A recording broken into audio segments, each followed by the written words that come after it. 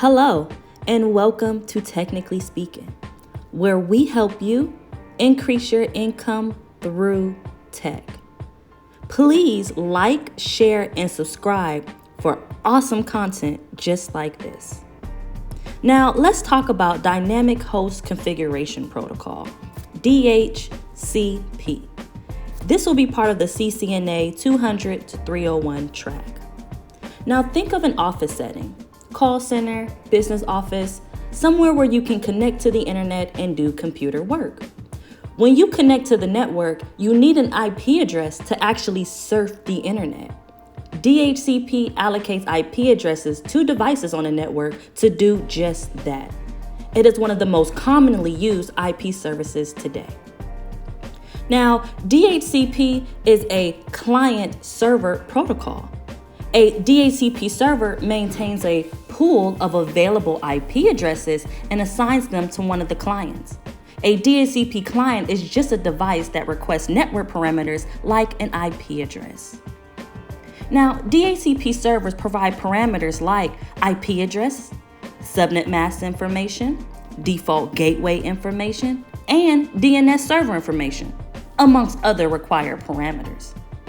When a DHCP client plugs into the network, it goes through the DORA stage. The client sends a discover broadcast message to locate a DHCP server. The DHCP server responds with a offer unicast message containing the required parameters like an IP address. The client then returns a request for the IP address to the server in a request broadcast message. And then the server confirms this IP address has been allocated to the server with an acknowledge unicast message. This is all part of the DORA stages that happens between the server and the client before the client can actually access the internet. Now, we definitely must talk about well-known ports that DHCP uses, and they uses the port number 67 for server and 68 for client, both using UDP as the transmission. If you want me to go in a little more about port numbers and transmissions, UDP and TCP, leave a comment below. Let me know. I'll make a video on it. Now, you might be asking, why even use DHCP? Well, the Cisco DHCP client offers these benefits. It reduces the configuration and deployment time, meaning it does it automatically, no need for human interaction. It also reduces the number of configuration errors, no need to fat finger or mistake a wrong key. It can also reclaim IP addresses when a device is removed from the network, making it a better use for available IP addresses.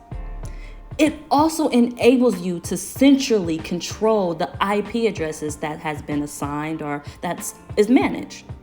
And DHCP also enables mobility, because without DHCP, the user would have to ask for information about a local network and configure those settings manually, especially if they're moving from place to place, especially without mistakes. So DHCP is really good to lessen our mistakes and improve the easiness to configure and deploy it. Now, we have to talk about relay agents. We have to mention it. And here's a scenario. A client plugs into the network and sends out a DHCP discover message. And that message gets received by the router or some type of L3 device, some type of device that deals with IP connectivity. And that's where our relay agent comes in at. It is an agent that forwards the message from the DHCP server into the client so they can continue playing this middleman until the client can actually surf the internet on its own. So the relay agent is simply just forwards requests and replies between clients and servers when they're not on the same physical network. And it allows a centralized DHCP server to be used between multiple networks with separate pools and separate scopes for each network. So The relay agent is really there to help communicate with devices that haven't even received their assignments yet. Now, I wanted to make this quick tutorial on what DHCP is and how you can use it. And if you want more on configurations or even troubleshooting steps, please let me know in the comments below. You can also join our Discord, and we have free pre-recorded full-length lectures on the CCNA exam topics. And maybe that'll help you with your CCNA journey. So please like, subscribe, and share for more content like this. And as always, thank you very much. That's usually the one that I use. I mean, there's other, let me see. Let's see, show IP DHCP. Let's do question mark. Oh, okay. IP bindings. Let's do bindings. Actually, that is a good one.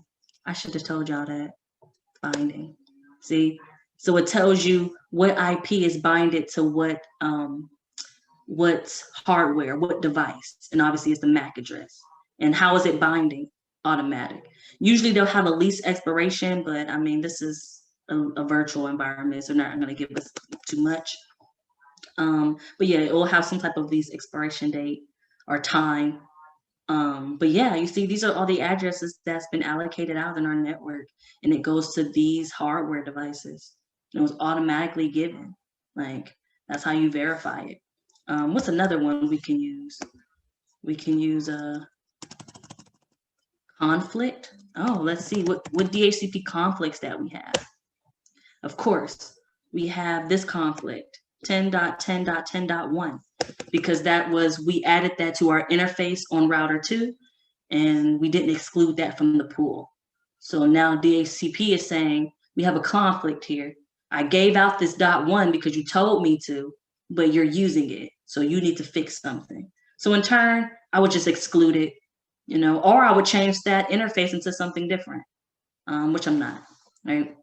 And then it says the detection time. As you can see, this time is March 1st, 1993, 12:35 a.m. Completely wrong, right? We're definitely not in 1993. That's why we talked about network time protocol. So you see how network time protocol goes hand in hand? So if we're saying that, dang, when did this address, how did it become a conflict? Like, when did you detect through a ping that it was wrong? Well, of course, you're going to come here and be like, well, in 93, we did detect it was a ping. And then everyone in the department is going to look at you like, in 93, right? So it's great to have your time so we can know how to effectively troubleshoot. Let's just go in one more. What's another one we can use? Oh, relay. Let's do relay. Show IP DHCP relay.